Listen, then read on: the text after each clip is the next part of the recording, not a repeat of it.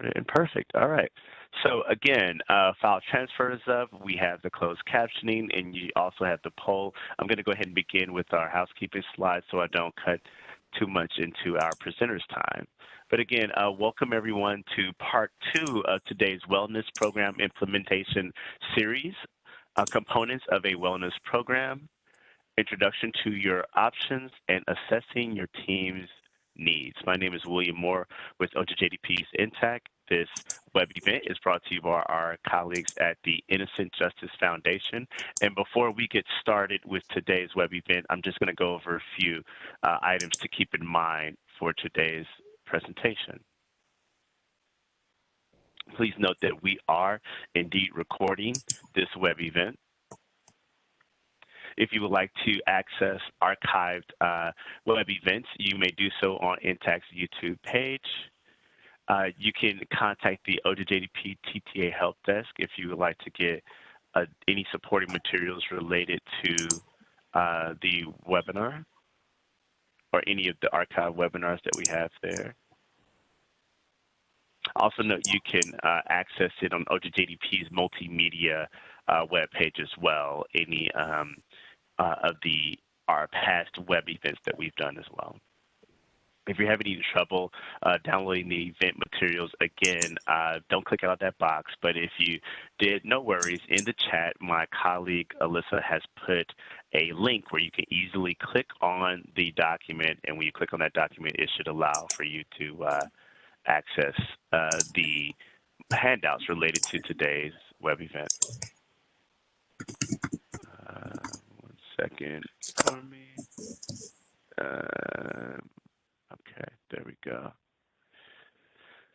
All right, during today's web event, we will have options or opportunity for folks to send in their questions.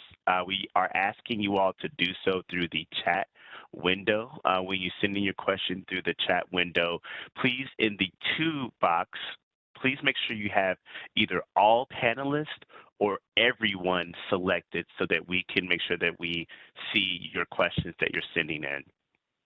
If you're having any issues with technology, you can message me, the host, directly, and I'll be more than happy to help you. But any questions related to today's web event or the content, please send your question in the chat to either all panelists or everyone, and we'll address those questions at the end of today's web event. Now, for those who have joined by yourself, there's no need to do anything at this time. However, if you're joined in a group, meaning there's more than one individual, please go to the chat window and type in the number of additional people that are joining you today, not including yourself, only additional people that are joining you today. And again, when you send that in the chat, please select either all panelists or everyone so that we can record your answer and get accurate attendance. Following today's web event, attendees within 24 hours will receive a certificate of attendance. Please be sure to keep an eye on your email for that certificate. This is a quick agenda of what will be discussed today. And I'll now turn it over to Gabby to give us a quick welcome for today's webinar.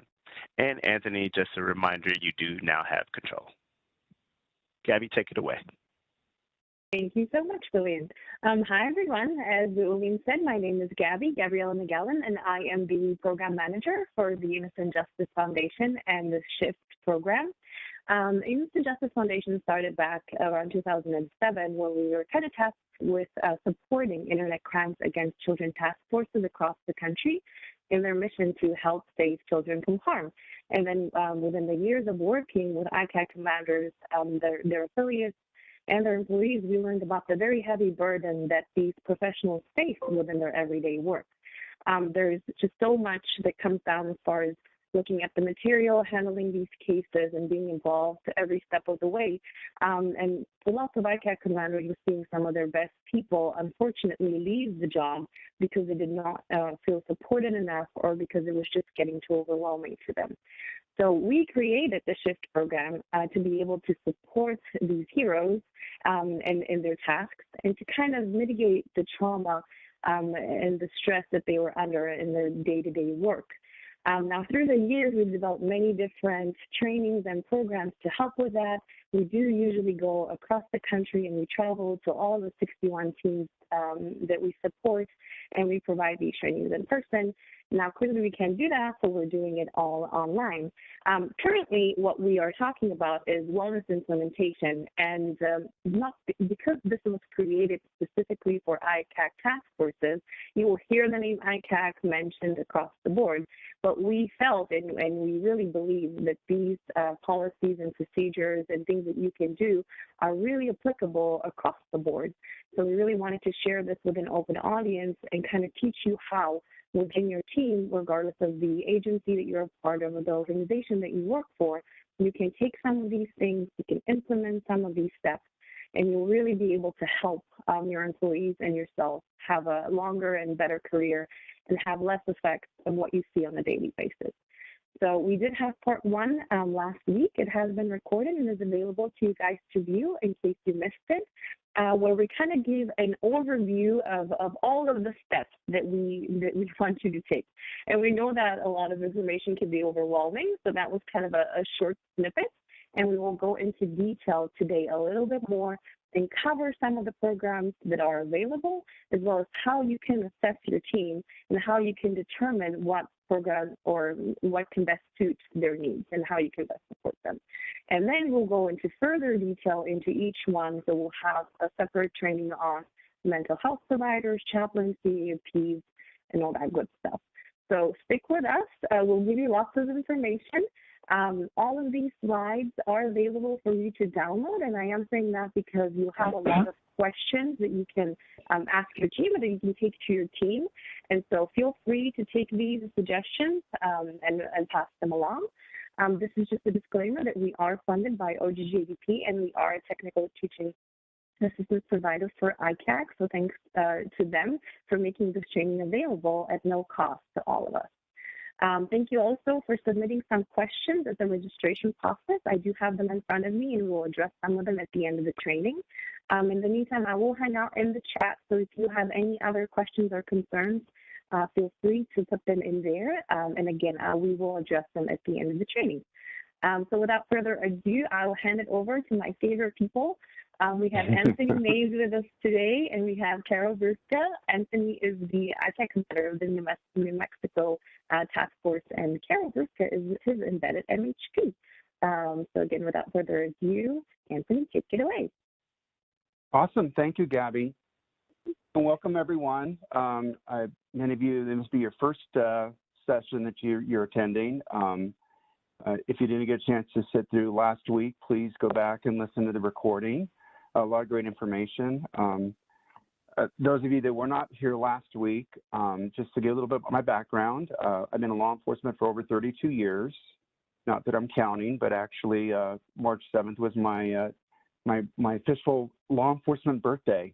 So this last Sunday. So, and I expect another 32 years because my 14-year-old wants to, or now 15, her birthday was on the 7th as well. She wants to go to Harvard. So I guess I'm going to be in my walker eventually, just answering calls, and hopefully Gabby will have me around, at least still talking, the talking head. So a little bit about my background. With a law enforcement agency I came from, the Albuquerque Police Department, very large agency. The last part of my career, I was in violent crimes. I worked in homicide, domestic violence, sex crimes, some child crime, but most of it was adults. Definitely difficult area of work. What I experienced while I was there, and I touched on this last week, and again, I'm just going to give you a quick overview for those of you that are new this week.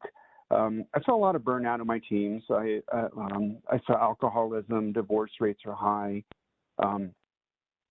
and a lot of behavior that was what I know today is individuals responding to vicarious trauma and compassion fatigue, and how they were dealing with things every day was maybe drinking and lots of choir practice and those kind of things.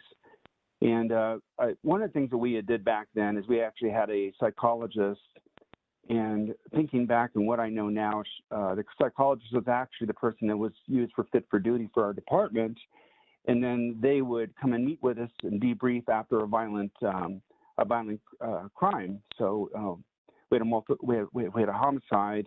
They would bring everybody together afterwards and debrief, and then you could go for a walk with them and kind of discuss some of the things you were feeling. But it wasn't the best program, but it was what we had at the time. And so when I retired in 2008, I came over to the Attorney General's office, and I started developing the Internet Crimes Against Children Task Force for our state.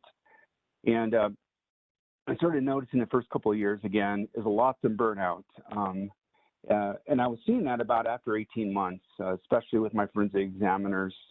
They would say, I got to call it quits. This is too much.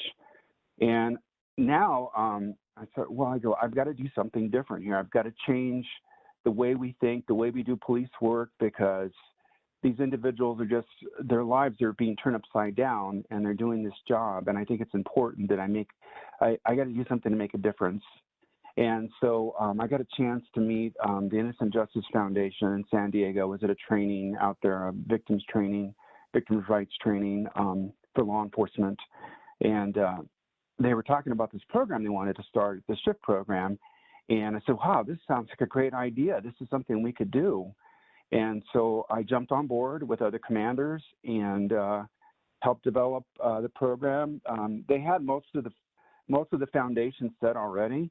And then I started giving input, and I thought, wow, this is great. I took it back to my team here in New Mexico, and I have about 90 agencies, 256 members, and started implementing it.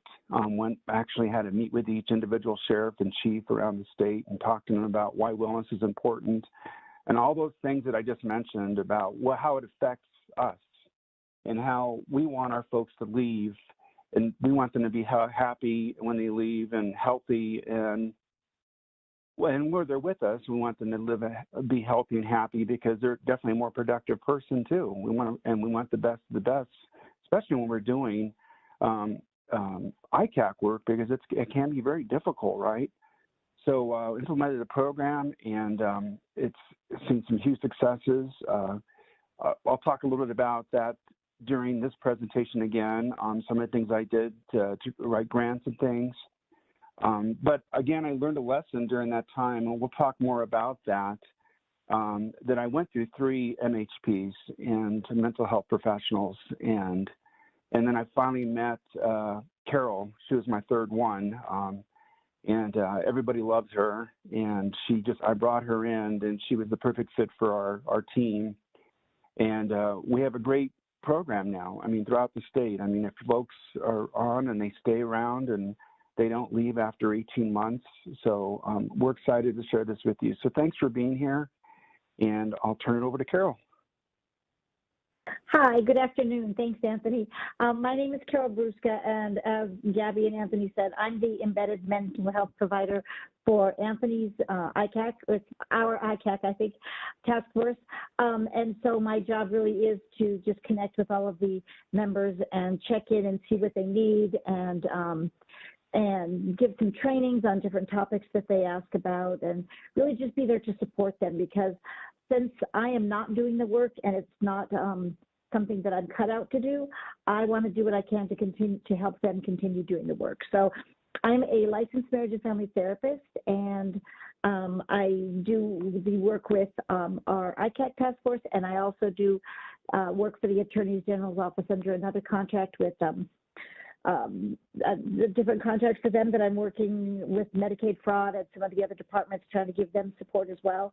What we realized is that, every area, whether it's law enforcement, whether it's prosecutors, whether it's CACs, whatever the area is, there's a chance that we can get struggles with our mental health and stress management and wellness. And so we've really worked hard at trying to expand what we know and sharing it with others to the best of our ability, because everybody can do with some mental wellness. So I'm excited to be here today.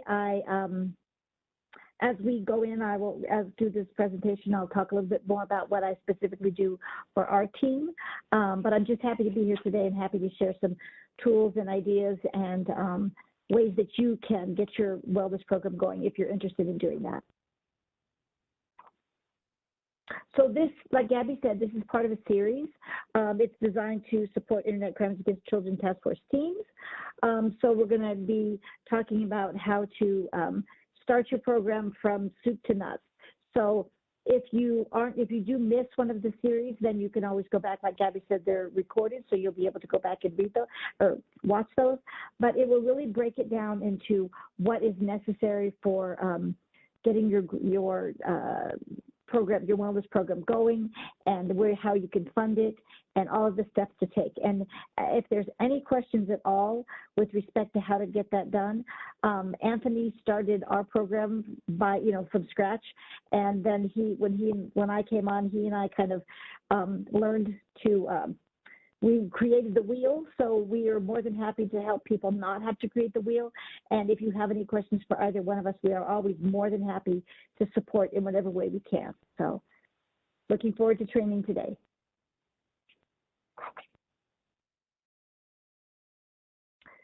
So the shift classes are created to support ICAC teams and affiliates because, like Gabby said, this is something that was brought to shift by law enforcement, saying that our people are being damaged by the traumatic, the caustic material they're looking at, and what can we do to support them. So the shift classes are typically a day-long class.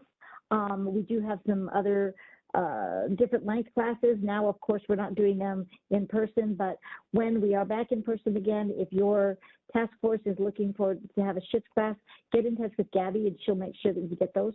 And they're actually to support those people, whether they're the attorneys having to prosecute the cases, whether it's the child advocacy centers having to work with the exploited children, whether it's the task force themselves, whether it's the forensics, the civilian employees, whatever the case may be. We know that this type of work can be very damaging, and we want to do what we can to support you. So like it says here, exposure to child exploitation or sex abuse material can have long-term negative effects, and we have learned over time through our research, through our own experience, how we can support people so they do not become traumatized long-term, and if they have been traumatized, what they can do to mitigate that trauma.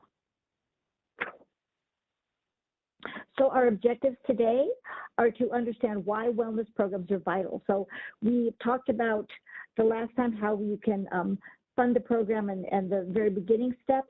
And today we're going to talk about why it's important to have a wellness program and the benefit it will be for your whole team. And then we're going to look at how can you figure out what your team needs and then look at what the options are. So not every team is going to need the same thing. There's not a cookie cutter approach. It depends on the size of your team, the funding sources that you have, what you already have in place. And so when we're talking today, you might be able to identify what you have in place and then think about how some of the suggestions that we're giving can fit in with that.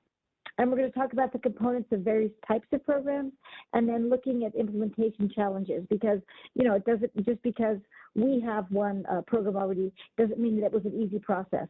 And it doesn't mean that it's going to be an easy process for another team. So we acknowledge that and we want to do what we can to support you.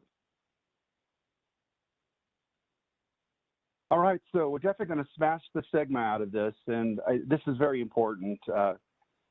Being a law enforcement as long as I've been, I didn't even think about asking for help, 20 plus years ago. That never even crossed my mind. I mean, again, just growing up in basically as all my adult life, pretty much, I've been in law enforcement. It was just you would have a drink or you'd talk to your buddies and you laugh it off, and that was it. So I want to understand there's no stigma to asking for help and implementing programs like this because we all need that and we've seen that. So understanding that, please feel free also during our presentation today and future presentations to ask questions, shoot something in the chat box if you'd like, And then if it's something that you'd like to talk to us about offline, you'll have our email addresses at the end of the presentation. So again, no stigma, please ask for help or talk about it. We're here for you. So the options that you have for a wellness program, and we're going to just do a little bit overview on this, and then we're going to talk more in detail about this later on the next webinar. But one of the things that you might have would be an embedded mental health provider. And I know in the initial poll that William did, these were that came up as what might your option be. So the embedded mental health provider is someone like myself, and I am contracted through the Attorney General's office, and that's how I'm funded. The Employee Assistance Program is typically through your insurance. Peer support is whether that's formal peer support that's through a specialized training, and then people are available through peer support, or it's just a system where people get together and they want to support each other. Chaplaincy, obviously, that would be whatever religious denomination people felt was necessary, or multiple religious denominations that come together to support. And then other options might be things that are not on this list. So maybe wellness dogs, self-help books, other options that you might think about needing or incorporating into your own team.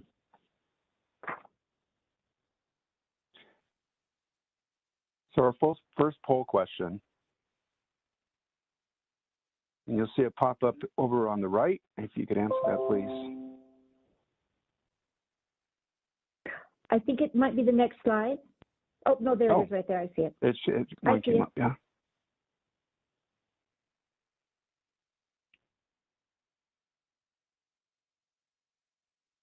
And just as a reminder to our audience, for the poll question, you could just go in and select your option there, and the system will record your answer. And it looks like we have about 50% of folks that have finished, but it's going up. It looks like more people are answering the poll here.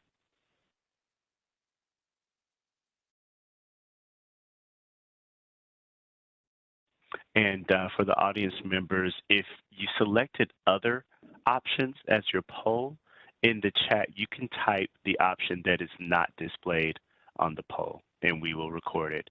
Remember to select all panelists or everyone if you need to type the answer that's not appearing.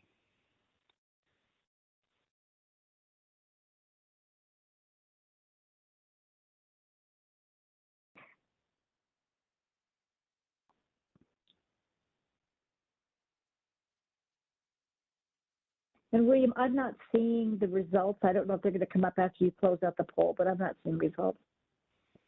Yeah, would you like me to go ahead and close the poll to display the results? Sure. Okay. All right. All right. You went ahead and closed the poll there.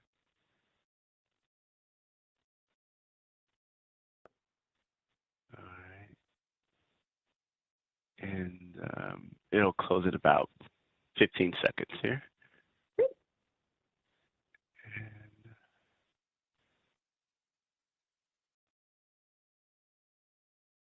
And I see that Jennifer said that she chose EAP, but her employer also has peer support and other wellness programs. That's very fortunate for you. I'm really glad to hear that you've got all that support in place. That's great. So most people, it looks like, have employee assistance programs. And then the majority of people had no answer. Okay. But it looks like most people had employee assistance. So, okay. Well, that's great information. So if any of you that are looking to start a wellness program, then you've hit the right place today. Right. Okay, so let's talk about the mental health, embedded mental health provider. Again, I started off, Carol was my third, and I had decided initially to start off as the supervisor of the ICAC task force, that I would select the right person. I thought it was the right person for our team. And initially, the first person I brought in, as a supervisor, I looked at the Department of Public Safety here in New Mexico, and I looked at one of the therapists, and I figured, hey, the best choice forward is a person that's already working with law enforcement, and she already knows how law enforcement thinks, so I'll bring her in. And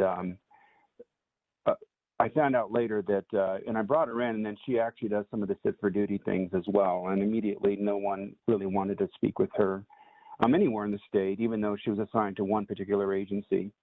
And then the second time I brought someone in, he was very close to law enforcement. Did a lot of their trainings, responded, did the CIT stuff and things like that, critical incident training, and that was okay. But again, I wasn't seeing a lot of success with that. So when I met Carol, of course, I met her at the university, and I saw the kind of person she is and how she ran her classes and some of the things that she was doing. I thought she may be a good fit for us, so I brought her in. But this time, I had my team kind of evaluate her for me before I decided to write it in the grant and then started asking for funding. And that's what I did. And I brought it in. They immediately clicked her, and she wasn't a person that had been working with law enforcement. So just thinking about that. So she really didn't, she had no idea what ICAC was. I mean, other than I gave her, I talked to her a little bit about it and what I do and everything, but it was a nice fresh start. But again, with her background and her experience working with families, it really fell into place because of her experience. The funding can come from different sources, of course. I chose to take the funding from our ICAC grant. So I actually wrote a narrative in my ICAC grant the first year, justifying why we needed to bring a mental health provider in as part of the wellness program. And again, it was new to the program, so I didn't have stats to actually show, why it was important. It was fairly new to basically law enforcement in general. So, but I was able to talk to OJJDP, my grant manager, and talk to them about why I wanted to do this. They certainly supported that, and it got approved. It wasn't a problem at all. But there's other funding sources out there, and I think what we're seeing now across the country is that there's definitely more awareness of folks in the criminal justice profession really need mental health providers, and they need a wellness program in place. So don't just think that we have to look at the ICAC funding. I mean, it could be any other types of funds, and I've seen other things out there as well. And then also offering a multitude of support options. And, when you talk about that, it could be something as simple as just a team approach. I mean, if you can't implement a program immediately or bring an MHP in, having the team work together, do group sessions, and interacting with them as a supervisor, and having an open discussion for them, working with their families, reaching out to families and bringing them in and showing them what their significant other does at work. And so they understand when they have a bad day or they come home and they say, I really don't want to talk about it. They understand what they may be exposed to that day. And then I'm doing lots of team check-ins. I do that as a supervisor. I'll call individuals and say, how are things going? How are you feeling today?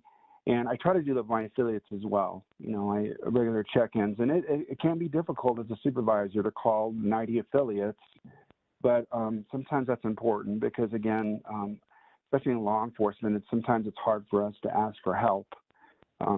So having that, taking that extra step as a supervisor is important.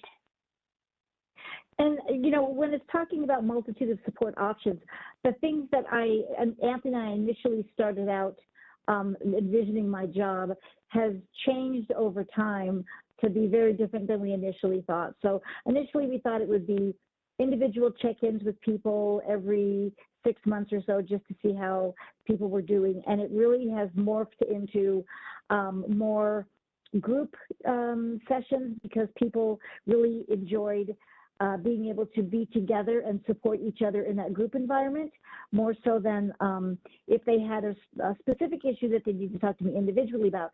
Yes, absolutely individual, but they really seemed to get more out of it when they were talking as a group, because somebody could say, I experienced this, and then it made someone else feel comfortable to be able to talk about that as well. So we're doing that kind of thing. I do a wellness email. It was weekly. It's gone to monthly now, just so I can check in. So reminding people, hey, I'm out here if you need me. Please let me know what you need. We do family check-ins. So like Anthony was saying, not all of the family members have an understanding of what their spouse, their ICAC task force member, family member is experiencing. And so I could explain to them what it's like and how I can support them. So that was another thing that we added in. And then during COVID, one of the things that we really tried to do is have regular check-ins. So when COVID first started and all of our team was working from home, I was doing weekly check-ins with everybody via Zoom, and then offering individual sessions. And then as we progressed, I went to monthly because it seemed like they didn't need that level of intensity. So between emails and check-ins and trainings at our quarterly meetings, those are all different ways that we can support our team. And Anthony and I are constantly brainstorming to see what else we can do. Once we're able to go travel again, I'll probably go back around the state like I was doing previously, and I go to each quadrant of the state and just spend the day there talking with individuals or groups or giving a training, just being there to support. So one of the main reasons that I'm out there as much as I am is just so that people can know my face and know that if they need me for to understand communication skills with their loved ones, or to get some support around getting their child into counseling or whatever else it might be, that I'm available there to help them in whatever way I can. Yeah, and it's been exciting to have Carol on as my partner, because quite honestly, when I first started the program, I was trying to do everything that I learned as we're developing the wellness program through Shift, and everything that I learned from them, but it did make a difference, because Carol is a professional. She can provide direction, advice, and she's a great listener, and she knows when to come in, and something as simple as bringing a case of water and a box of tissue when I need her. And when it comes down to it, I am the supervisor, so it made it a little more, they weren't as open, though. We have seen some successes, and I'll kind of cover that a little bit today, with the team opening up to me more, which is, I like to see that, that more than I, before having a program in place. So it's been very exciting to see that. Finding the right MHP then, and I find myself that I can't say enough good things about this, is you need to consider the confidentiality, of course, and that's never been an issue. With at least with Carol and what we have in place. In fact, when she meets with someone, I'm not even aware of it. We have it set up where she submits an invoice that has a number assigned, and the number that's assigned, that she has been assigned to a person that she met with. I have no idea who that person is. I have no idea who the number belongs to, but I know Carol met with someone, and that's important to me. I don't need to know who she met with and why she met with them. As long as they're reaching out to her, that's all that's important to me. Having the ICAC team buy-in and disclosure is definitely important. As Carol mentioned, doing the group thing was a good way to bring everybody to buy into a program. But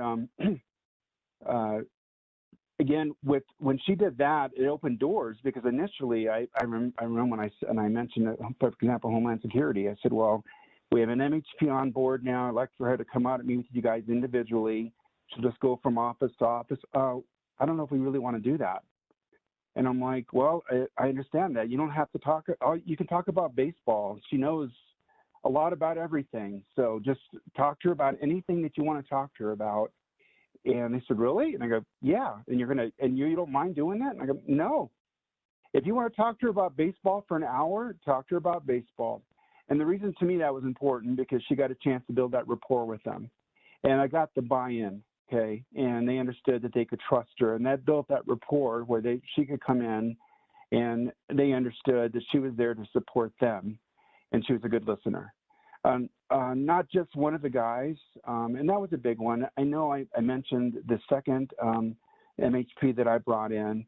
A great person. I've worked with him. I worked with him at APD. Worked with him at the university. At one time, I was even I was a supervisor in a program at the university. He's a doctor, but he was one of the guys. Taught critical incidents. He went out on SWAT trainings, went and shot with the guys, and it wasn't the same thing. Again, it wasn't someone. It was someone that was already in law enforcement. So that's why Carol made a good fit for that, because Carol was a new face, and it wasn't someone that was just someone that they had buddied up with and were hanging out at the range. And then, of course, the trauma expertise with the child sexual abuse material experience. Initially, again, I mentioned Carol understood what we do and everything and what we're exposed to, but she has had more of a, she's been impacted by that. She's seen the lab. She knows what they're experiencing, what they're seeing, but she doesn't have to sit in front of a computer for 8 hours, looking at that. She understands what they're going through, and she was okay with that. I've interviewed MHPs, and most recently I was speaking at a university, and I had an actual doctor of education tell me, and I think I mentioned this last week as well. She goes, "How can you do that? I don't understand how you could do that. Your type of job, wow." See, you don't want an MHP to say that, and unfortunately, we've had that response from folks in this field. That you tell them what you do, and we've all dealt with that outside. You meet someone at a party or something, you tell them what you do, and they go, "Oh my gosh, how can you do that?" I never had that from Carol. Okay. She's been perfect for the job. Because she's never seen it. She understands what they deal with and what they're exposed to. And she'll never say, "How can you deal with that?" She'll understand, "How can I help you deal with this thing?" And I think it's interesting, Anthony, that you were saying, the line here about not just one of the guys. When I initially started working with the team, they were a little bit hesitant to talk. They weren't sure about me, which is understandable. They're not sure if I'm going to say, "Sit on my couch and tell me about your childhood." They're not, they don't know what to expect. But then over time, they realized that I'm just going to be there for them in whatever way I can, and whether it's talking about movies or whether it's talking about, what's going on with their teammates, whether it's what's going on at home. They now treat me kind of like one of the guys, but I didn't come in like one of the guys. Now, right. We had a meeting a week and a half ago, and there's a new employee we've got. And the minute I got on, it's supposed to be about this new employee, but the minute I got on the screen, they're all instantly harassing me and just teasing me and joking with me. And so they don't feel like I will use that against them, and they don't feel like they have to be uncomfortable or guarded around me, because we've built that rapport over a long time.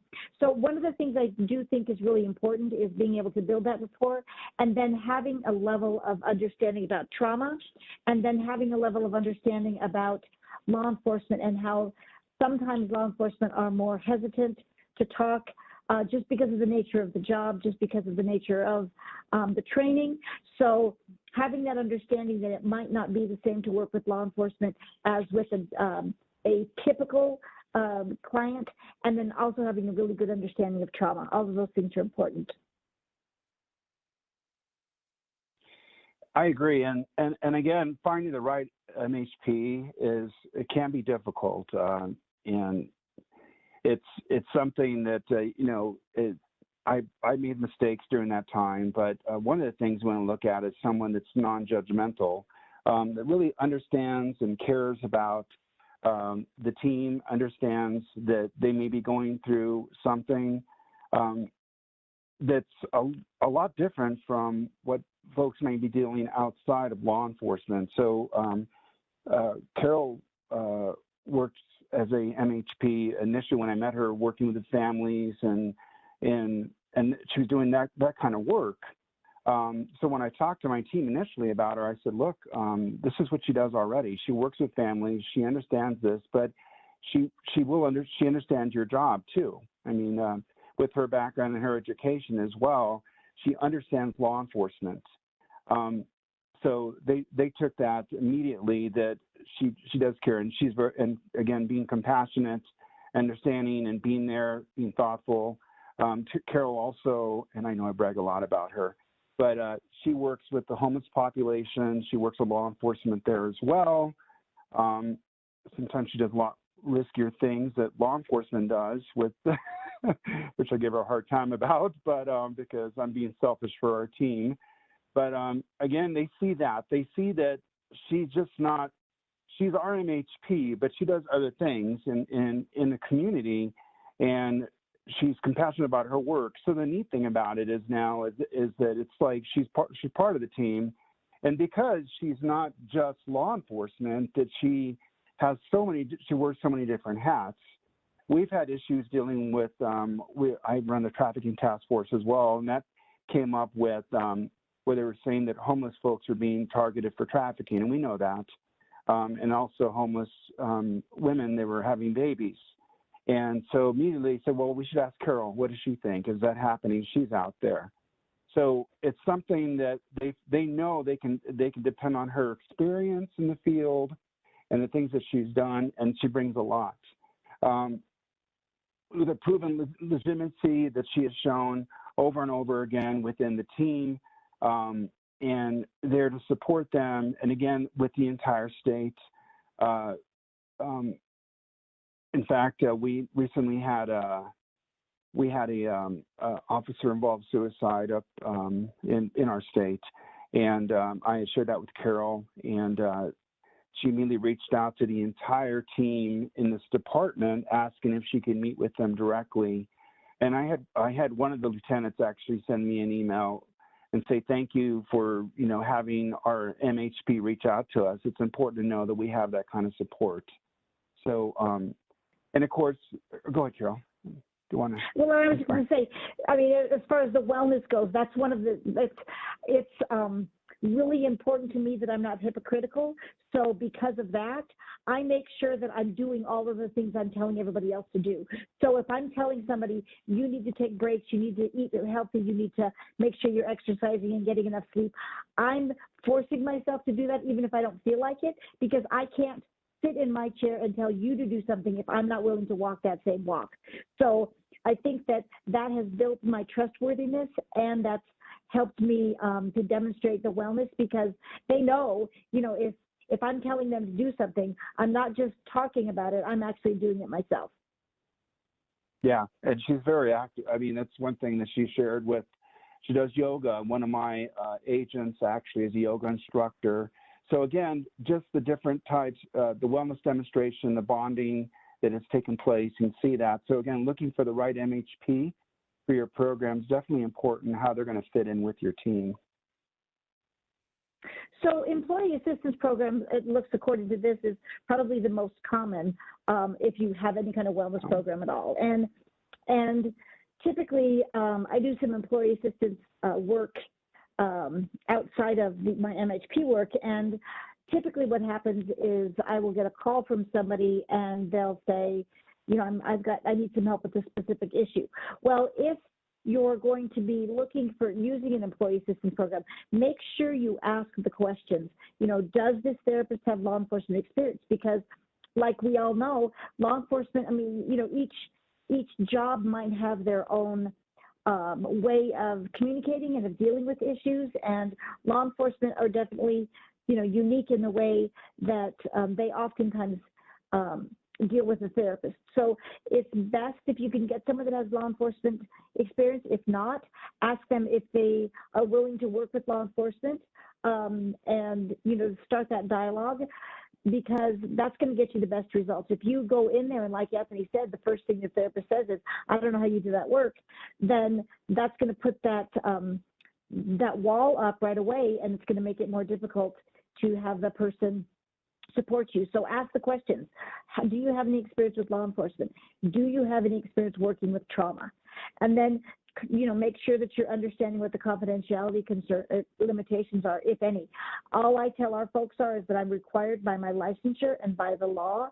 If you're experiencing any suicidal thoughts or plans, or if you want to hurt somebody else, I'm required by law and my licensure to pass that along. But anything else, Anthony has no idea, like you said, who I'm talking to, and none of the information that's shared in our sessions goes anywhere beyond that. So working with a therapist is a relationship. It really is. It's not like your grocery store clerk where it doesn't really matter if you like them or not. You have to really have that connection with the therapist so you can feel comfortable.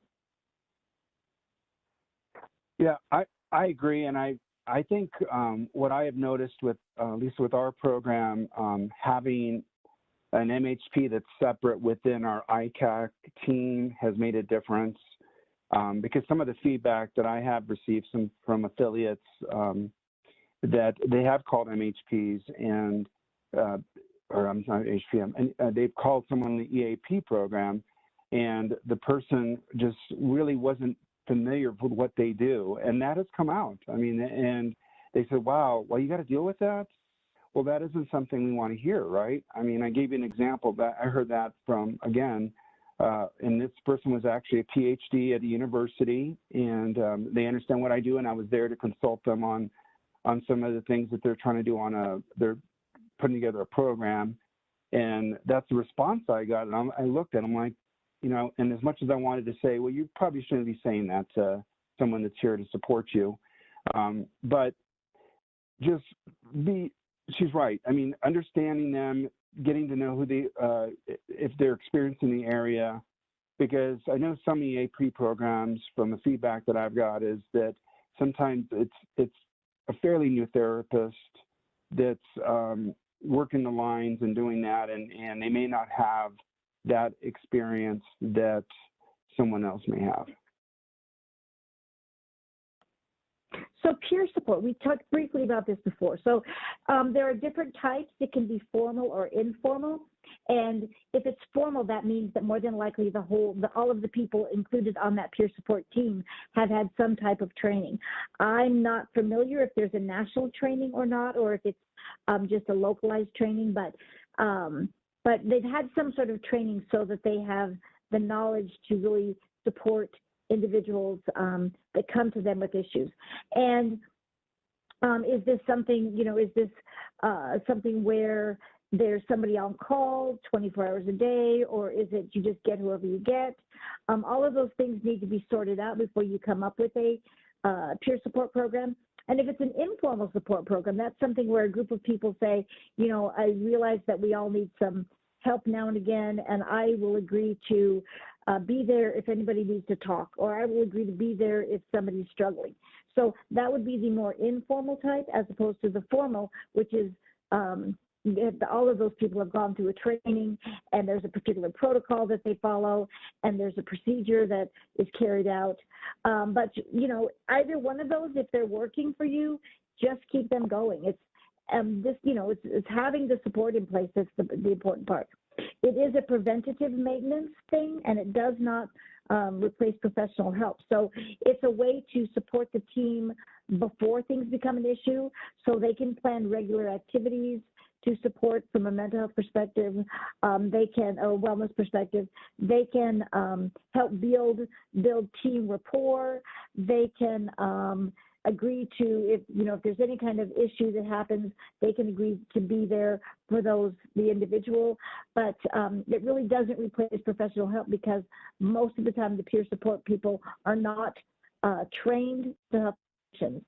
And the reason that that's important is because sometimes people have the best intentions, but if somebody comes to them with a huge issue that can't be managed, sometimes the problem can be made worse by that type of intervention, as opposed to getting them in to see a professional right away. One thing I wanted to touch on peer support is that the police department that I retired from did not have a peer support in place, Albuquerque Police at the time. Now they do. And what I learned is the Federal Law Enforcement Training Center, FLETC, actually offers a peer support program.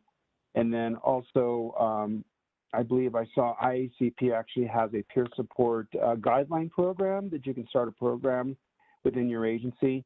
But again, as Carol mentioned, that person may be just maybe another officer on the team that's interested in helping others with helping their colleagues.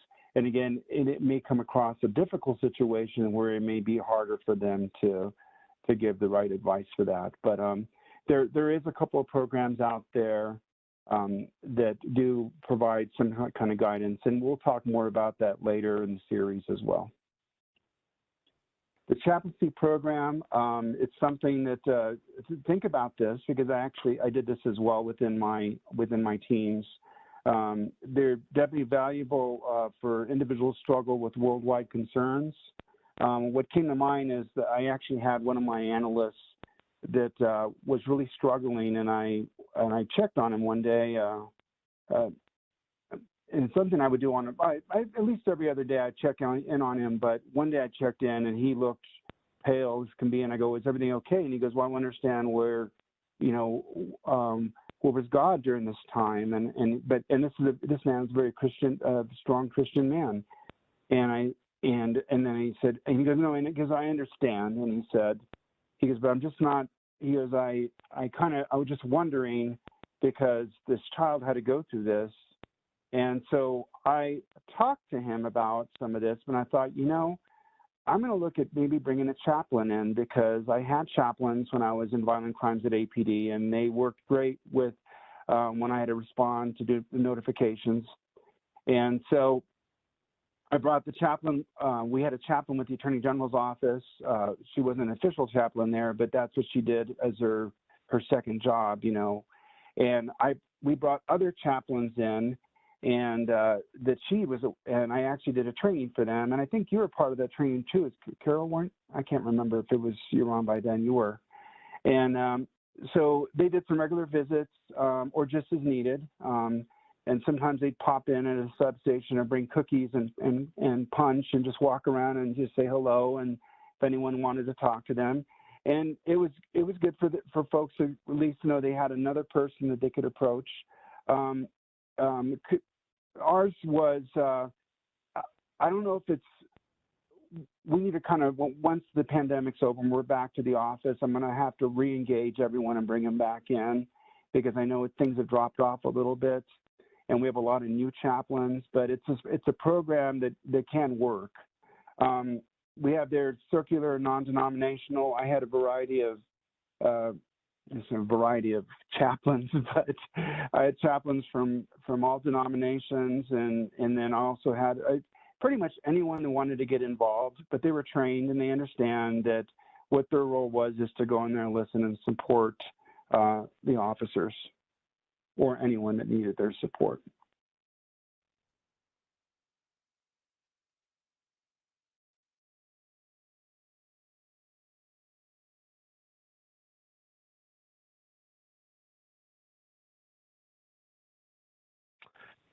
Carol, I believe you may be on mute. Sorry. I believe I am. Thank you. Yes. I've been trying to mute so no one can hear me when I'm not talking, and now they can't hear me when I am. So you can utilize other components or pieces of components of all those things. So you might have a chaplaincy program, and you might also then have peer support in place. You might have other people that come in to do special topics, so financial planning, nutrition coaching, retirement. So finding people in the community that are already doing those types of education and having them as part of your team, just to do an annual training. And then looking at the team-specific needs, whatever those might be. So maybe you've got several people on your team that are now have children that are homeschooling, so maybe you have somebody come in and support on that, or seeing if there's another something that might be somebody come in and talk about the difficulty of dealing with elderly parents and how do we work with the sandwich generation. So I'm taking care of kids and parents. But there's many topics that might be appropriate for your specific team, and then just going out and finding out who can make those make those connections and then address those, whether it's just a one-day webinar or just some information that you can pass along, but reaching out to the team for specific, the needs that they have because they're specific to the team. And then assessing the team needs. So understanding what your specific team needs is so important. If I have all brand new people on my team, I don't want to be doing a retirement training every week. If I have all people with grown children, I don't want to be talking about child care during, that's not one of the needs that my team might have. So I need to know my team well enough to know what their needs are, and then understanding what their needs are with respect to mental health and where they are at from a mental health perspective is going to be key. So there's a tool called the ProQual, and that's the Professional Quality of Life assessment tool. Very easy to take. It's a self-assessment, so you don't have to have somebody, you don't have to sit with somebody, you fill it out yourself, you score it yourself. I encourage my staff to do this every 6 months because we change, and it tells us where we're at. Are we finding that we are working towards vicarious trauma? Are we in a place of burnout? Are we doing well? Are we feeling some compassion fatigue? So it's a quick tool that is easy to use that will give us kind of a baseline of where we're at and then help us know what we need. And then, there's also the 8 dimensions of wellness, which will be our next slide, but that talks about we're looking at each area and then how do we feel that we're doing, and that's another way to assess the overall wellness of the team. And then honestly, a survey monkey can be something you can try. How is everybody doing? What do you need? Or even just an old-fashioned box with that you can drop some anonymous surveys right there. Anything that we can do to make the everyone feel comfortable while they're giving the information, and then getting that information to the people who can make decisions. So like I said, the ProQual is the 30-item self-report, and it talks about the negative and positive aspects of caring. And although your caring might not be the word that comes to mind first when you're thinking about doing ICAC work or work as law enforcement, really it's the impact of the work that you are experiencing when you're doing work related to people and having to hold place for them, having to look at traumatic information, having to hear traumatic stories, having to see the awful things that happen to children, or if you're working in adult sex crimes, having to see what's happening to other adults. So that's the way we're talking about caring. We're not talking about medical doctors or therapists. We're talking about how you care for individuals. And it measures your compassion satisfaction as well as your compassion fatigue. So compassion fatigue really has 2 subscales in this professional quality of life. And so it's compassion, it's vicarious trauma, compassion fatigue, and secondary trauma or burnout. So it might be hard for you to see, so when you print out these slides, it'll be easier for you. This is talking about the 8 dimensions of wellness and where are we at in each of these areas. So this, again, is a tool that you can give to your staff and then have them really look at this. They don't have to tell you how they're doing. They can kind of think about this for themselves and think about, with respect to my career, am I satisfied with the career I'm in? Am I feel like I'm moving forward? Does it feel like this is the career I want to be in? From a physical standpoint, am I in shape like I want to be? Am I getting the exercise that I want to be getting? From a social aspect, do I have friends or family members that I can connect with? Am I isolating? Do I have those social connections?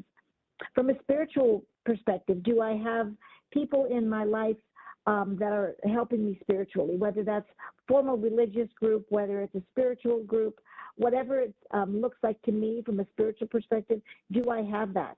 Do I have emotional coping skills that I can use?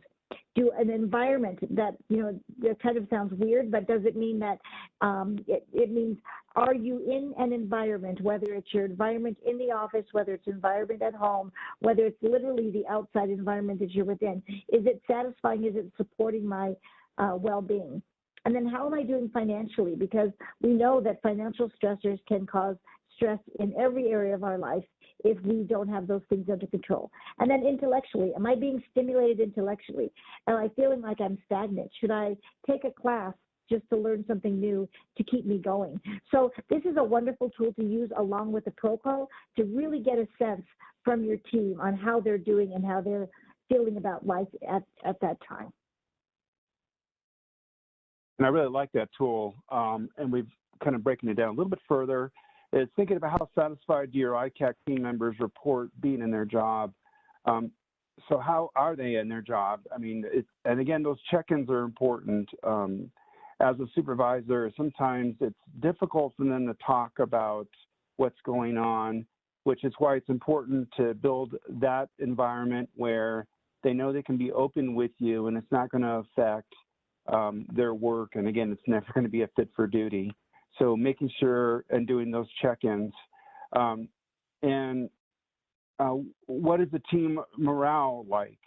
And that's a big part too. Last week, my team got together and met for breakfast. Well, at the ICAC side, I oversee both internet crimes against children and human trafficking. I have 2 task forces.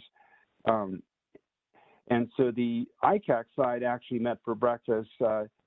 They didn't invite me, but however, I heard from one of them later, and they go, well, boss, we didn't invite you because we all wanted to talk about what we're all feeling and stuff, and we didn't want you to feel like you needed to fix things for us again, and you're always doing that. So we thought, well, it'd be better if we just all met, and then, but they said we wanted you there, and it kind of felt bad. And it's funny because since that day, a lot have been calling and saying, hey, how things going? I'm like, I'm doing fine. We just wanted to check on you. And but that team morale, I mean, it was very up. And I asked my second, he was there. And I said, how did things go at breakfast? And he said, oh, they were great. Everybody's very happy. They were glad to see each other because we're all working remotely still. And they want to be back in the office. They can go out and do work now. They can do whatever they need to get done anywhere in the state, but they physically can't be back in the office. And I was surprised to hear they actually missed that. Because, many times people want to get out of the office and go on vacation and they want to do something else, but they really miss that. So the team morale, that part, they missed that part where they could be around each other all the time. So that's why the breakfast was important to them. Plus they wanted to be able to talk and open up and stuff. And and then look at your turnover, the turnover and burnout rates. We are going to see that still. I mean, unfortunately, that is going to happen in ICAC, and it's just some people, when they get in the position like, this isn't for me, and I understand that, and I respect that, and I will support them anyway, any way I can. And I recently had that where someone decided to go to a different agency and go back to the field, and that's okay, and I totally understand that. Because this can be difficult, no matter how much support we provide them. And this individual actually has a background in counseling, and was also did some therapy work, worked as a therapist on the weekend too with law enforcement and stuff. And she experienced that, so it can affect anyone. And we talked about it, and I understand why sometimes people have to find a different way to go. And are there any opportunities for advancement in their career? One thing that I have noticed, having a task force for 12 years, is that a lot of agencies look at the ICAC investigators as their A-team, I guess. And I've seen a lot of advancements and promotions, and that's why I've seen the turnover. And I'm like, oh, well, that person just got promoted to a lieutenant or a sergeant. I've seen the detectives go from a sergeant, and then the sergeants go to lieutenants that are running the units because of working in ICAC, and I've seen that. And so it's become known that if you want to get promoted, work in the ICAC unit because you're going to get that training and that experience.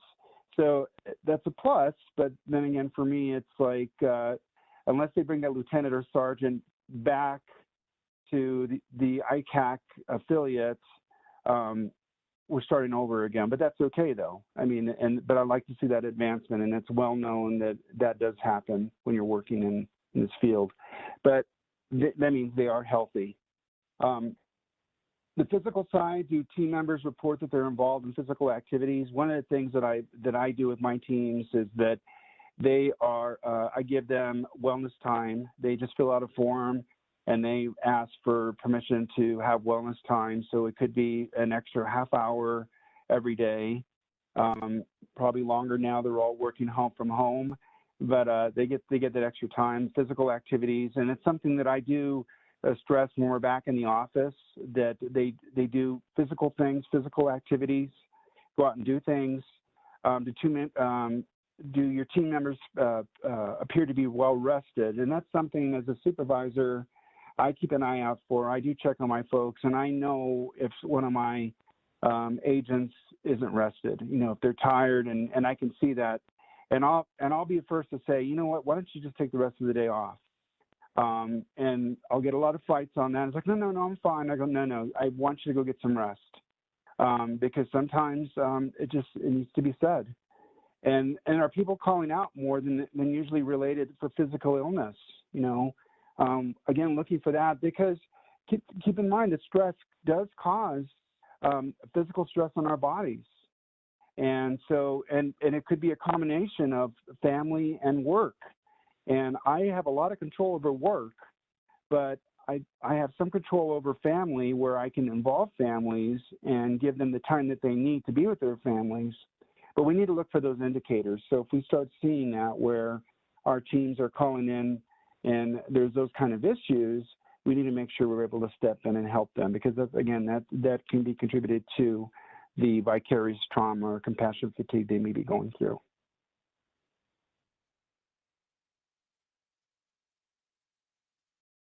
Oh, you're muted again, Carol.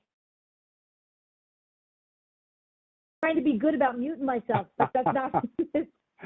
Thank you, Anthony. So from the social aspect, we want to make sure that people have those connections. We know that in order to be resilient, social connections are a key piece to that. So when you're talking to your employees, or when you're talking to your coworkers, do they have any connections, whether that's friends, whether that's family, whether that's coworkers that they spend time with? That's so important to make sure that they are connecting with others. And if not, then is there a way you can help them connect? You know, can ask them about maybe getting involved in a hobby, or getting involved in some type of group they might be interested in, just to make sure they've got somebody to go to. And do they engage in team activities together? And that's something, if you are the manager or the commander of the team, you can certainly encourage folks to do that. So are you able to get the team together just so they can make that connection? If you're seeing your coworker only in the context of exploitation material, of child sexual abuse material, then when you see that person, that's going to be what's on your brain. So if you can get those team members out and they're engaging in other kind of activities, then your brain says, oh yeah, this is the person that I work with, but this is also the person that I have other things in common with, unrelated to work. So it strengthens that bond between team members and makes you have a better, stronger team. And are there individuals on the ITAC team that don't seem to have family or friends in the community? Well, if that's the case, then how can you help them to get some supports? And of course, we can't force people to if they like to go home by themselves and they're perfectly healthy and fine doing that, we certainly don't want to insist that they go out into the community and find friends to spend time with. But if you're noticing that they seem withdrawn, maybe try to sit with them and figure out how can we encourage them to build community, or that's a perfect opportunity for your mental health provider to sit with them and help them come up with some suggestions. And those are very, very good points. And that's one thing that I had stressed with my team is when they get together socially, we're not talking about work. You know, you guys just leave work at work and talk about your hobbies or something else. There's no use for everybody to get together and complain about another unit or just a case or something. Leave work at work if possible. And that last bullet that Carol mentioned, I actually was able to grab an agent from, he was a deputy in Louisiana, and an amazing deputy, and I brought him out to actually help with I hired him as a special agent, and him and his family, him and his wife came out and very new to the community, didn't know anyone, And the nice thing is everyone kind of wrapped around him and on the team and said, hey, you know, you want to go out and have lunch, you want to go have dinner, and they were able to engage other folks on the team, and they didn't feel like they were alone here anymore. Spiritual, do team members share spiritual worldwide views and connections? We kind of touched on the spiritual aspect of this, but again, faith can come into this with a person's beliefs and how they feel that things worked out within. For example, I gave you that analyst and what he was experiencing at that time, and I was able to talk to him a little bit about what he's experiencing, but bringing the chaplains in what really helped out. Often working with child exploitation material can impact foundational beliefs. And again, helping them talk things through. And I know sometimes it can be difficult at work to talk about spiritual things, and that's why I found bringing the chaplains in helped me with that. And getting that spiritual support was definitely beneficial to the team. And then emotional support. Are you, as the manager, commander, person in charge, are you seeing more emotional extremes? So this is a big indicator that maybe things are going on in the team that might need some support. And whether that support, again, is EAP, embedded MHP, peer support, chaplaincy. If you're seeing that, that's an indicator that something's going on. So these extremes might look like suddenly people are angry that weren't traditionally, that were very calm, or that people are tending to be more gossipy or more negative, or maybe withdrawn. So all of these are indicators that there's something going on, and this is the opportunity for you to see what is the best tool that you have in your mental wellness toolbox to offer to that individual.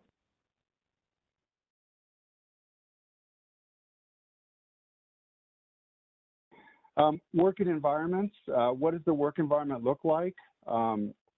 And I know it's going to look a lot different now working remotely than it is in the office, but what does it look like? I mean, do they have windows to look out during their day? I mean, are they, is it conducive to productivity? So is it an open area? How positive is to their wellness? Now, I just briefly want to share you with, in our office, we have a suite, an ICAC suite, and everybody's in there, and they all have cubicles within there, and there's no windows. And I don't like that setup. So the Attorney General, before the pandemic, was looking at actually taking a wall down and actually putting windows in so they have windows so they can look out. So one of the things that I have done is I've asked my folks to take frequent breaks. I go in there and check on them, and they can actually leave their office and they go for a walk outside, or walk over to Starbucks or whatever they want to do. But I recommend that because their environment is a little bit more enclosed, and that's just because the office we work in. So think about their work environment and how you can change that to make it more productive for them. And windows are always nice, but if you can't have that as an option, definitely frequent breaks. And then from a financial aspect, does anybody appear to be struggling financially? This is going to be, like I said previously, having financial struggles can impact every area of your life. It can make you overwhelmed. It can make you feel stressed out. It can make you very agitated. So if you notice that there's some of your team members or some people that are working for you that are struggling financially, then think about either sending them to financial counseling or bringing somebody in to do a presentation to talk about how they can get support around that. So obviously financial stress can lead to distraction. We don't want that to happen. So what can we do to keep our folks on track and feeling like that their finances are not a concern? Okay. The intellectual part, is there any opportunity to have a variety of assignments? That can be difficult in some agencies, like with our office of the Attorney General. I mean, either you're ICAC or human trafficking, but let's think about other things you may be able to do inside within your units. If basically the units you have, could they maybe do forensics, or could they do something different? Trainings offered to encourage new work-related knowledge. One of the things that I've done now during the pandemic is I've told my folks they need to do a minimum of 2 trainings a week. And initially they said, well, they got all the ICAC training, human trafficking trainings done. I said, do any kind of training you'd like that you can find through the various vendors we have through the ICAC Task Force website. And then there's others out there, but it's something that'll be related to police work to continue to build their knowledge base. And they love that. I mean, they love doing things like they're trying new things. I mean, my ICAC people are attending financial training when they're not working on cases. So, and they said this can somehow tie in. And then employees are encouraged to share their knowledge with others, and that's really important, that they can share with each other, bounce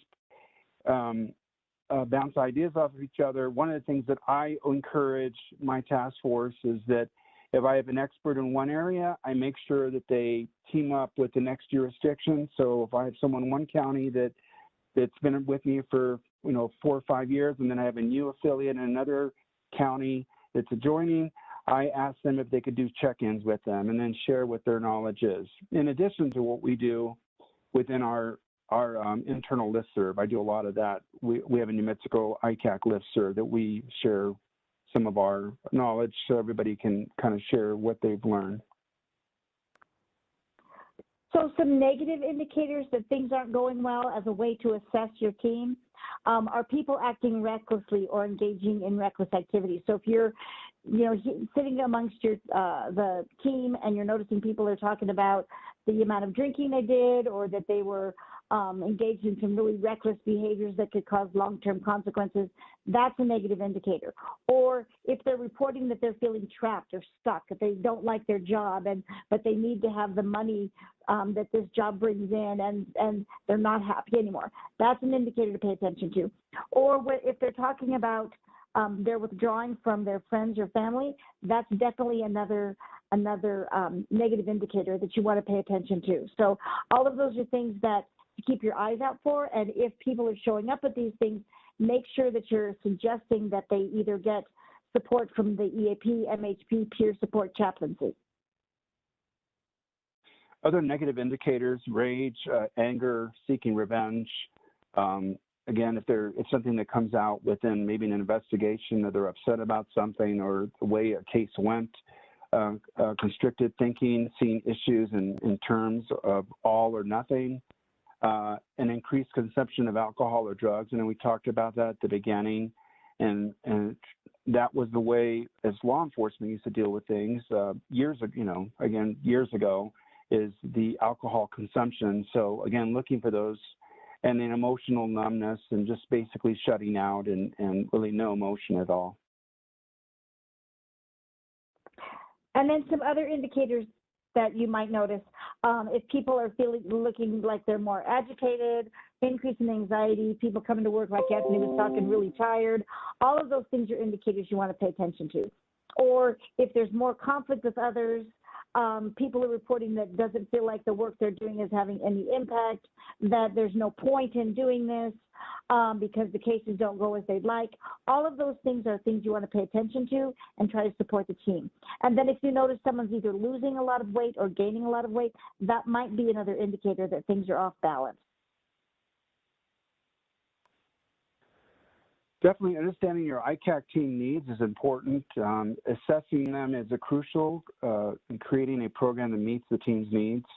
And it's going to look a little bit different for every team, so just keep that in mind. I know we've said ICAC, and again, this can apply to anyone in the criminal justice profession, and I imagine there's other folks on this besides just ICAC. So think about your team's needs and what's best for them. Understand the other possible programs that are out there that we've talked about, recognizing the teams may change over in time, so there may be a high turnover. Sometimes the teams, as I mentioned at the beginning of this presentation, that I did see that initially, until you get a really strong wellness program and whatever you choose. And again, I know it may not be an option for you to have an MHP initially, but you can still have a good, strong wellness program and support your changes as the team needs.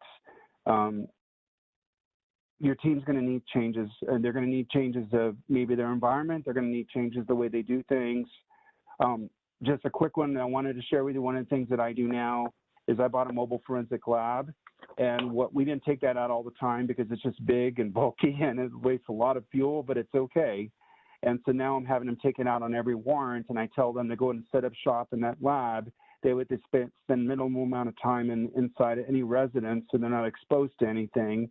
And it seems to really change things the way they deal with it. I mean, it made them like, oh, yeah, that we have this other tool for us now. So think about things that you can add to your team that'll actually help support them better.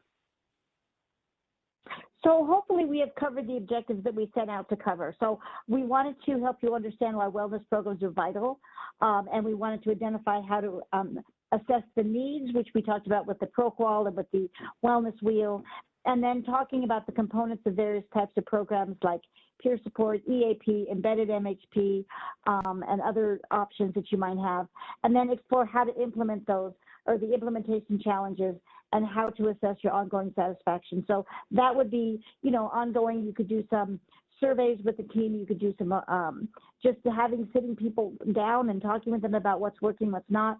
So hopefully we've covered those objectives to the best of so that you have a better understanding. And please, at this point, if you have any questions, we are more than happy to answer those. We don't have too much time, but we've got some time to answer some questions if you've got them. Okay, thank you so much, Carol and Anthony. That was absolutely amazing. And there's so much information in here that one can unpack slide by slide. So again, for the participants, you can download the slides and use this kind of as a guiding force. I wanted to share something very quickly, just from our perspective in our office. Our CEO director noticed some changes in the physical behavior of people and the way that they were being lethargic and kind of exhausted at the end of the day. And it's mostly due to the fact that we work in an office environment and we don't ever get out of our chairs not as often as we need to. And so she was able to implement, paying for our exercise. So we get our monthly bills for the gym, which unfortunately we can't visit right now, but they are covered by the organization. And we also get 2 days out of the week where we can leave 30 minutes early and use that time basically to go and do some exercise. So, it's little things like that. And that's why we include so many different assessment tools, because if you see certain things within your team that seem to be indicating problems, you can target them very specifically and they will make a big change in the overall wellness of the people that work for you or the people that you work with. So I know it can seem overwhelming and there's so many different ideas thrown out there, but we're here to help. Our contact information is on the screen. So if you need other specific information, ideas, ways to implement, you can always contact us. I did get a question from the audience that talks a little bit more about or asks a little bit more about how we can do these assessment measures in the times of COVID. And is it any different now that the staff is working remotely? So do you guys have any ideas on that? So I can just say that one of the things, like I spoke about, was initially we were doing weekly Zooms and now we're doing monthly Zooms, but just being able to see people's faces and how they're interacting with each other. And then also noticing who's joining the Zoom and who's not. So typically what I'll do is I'll get to kind of do an informal assessment with everybody that shows up on the Zoom, and those people that don't show up, I reach out to, because maybe it's just that they're busy, maybe they just didn't want to join, or maybe something deeper is going on that I need to support them in. So that's been the way we've been doing our assessment, and you can do the ProQual. It's a paper assessment. You can do that at any point, but again, that's going to be self-report, so it's going to be dependent on what that individual feels. But I'm getting a sense from our folks, because of the Zoom meetings that we're having, where we're just kind of doing a check-in. Great. And I'll second that. We do a lot of Zoom. I know people are tired of Zoom and people are tired of these platforms. But it's good to be on camera and saying that I cannot get my camera to work right now. So Sorry about that. But it's, you know, I know a lot of people in the beginning felt very uncomfortable with being on camera, maybe due to the fact that they're at home or whatever their circumstances are. But it does make a difference from the standpoint of being able to actually see how someone's doing rather than just listening to their voice, and kind of, you know, it gives you a lot more information. So we know it's not the same as it is when you're in the office, but we can only do what we can do. So, you know, try to get your coworkers on Zoom, try to set up times that are not just work-related meetings, and kind of see how everyone is doing. And hopefully we'll all be back in the office shortly, and this will become easier. So thank you everyone again. Thank you, Carol. Thank you, Anthony. It's so lovely to have you here as always. Keep in mind, guys, that we do have more of these coming up, and I'll hand it over to William. Thank you. Yes, thank you, Gabby, and I'll go ahead and take it from here. And thank you all again for a wonderful presentation and part 2 of our webinar. Hopefully, folks got even more information on how to improve or even start their respective wellness programs. Before we finish up for today, I do want to make just a couple of quick announcements for the audience. Please note that you will receive a certificate within 24 hours, so keep an eye on your email out for that certificate showing that you've completed today's web event. If you would like to get in contact with OJJDP's NTTAC, you may do so at the URL on this slide, and you can also sign up for our listserv where you can learn more about this and other webinars that we have coming down in the future. You can also go to Facebook and like us at OJJDP TTA. If you would like, we have the contact information for the TTA Help Desk if you have any questions or need assistance. We also have the website for OJJDP that we highly suggest everyone go to visit. To get more information about OJJDP, we also have they also have the listserv for JUVE-Just, where you can sign up and learn more about everything happening within OJJDP through their listserv, and also their upcoming events URL there, where you can see any upcoming events that OJJDP has to offer. Do you have a training or a technical assistance need? Well, if so, you can submit a request through the TTA 360 platform with OJJDP. You can access that platform through the URL here. Again, just a reminder that this and other webinars are archived on NTTAC's YouTube channel and on OJJDP's multimedia channel as well. Also, if you would like to get access to any supporting materials, you can reach out to the OJJDP TTA Help Desk, and we can help assist to get you the access to those items. And finally, just a couple of quick reminders. We do have additional webinars coming up. This was part 2 of a 6-part series, so please note that on March 31st, at the end of this month, we do have part 3 of the series coming up. We also have part 4 of the series on April 14th that we would like for you all to attend. You can register for those webinars now.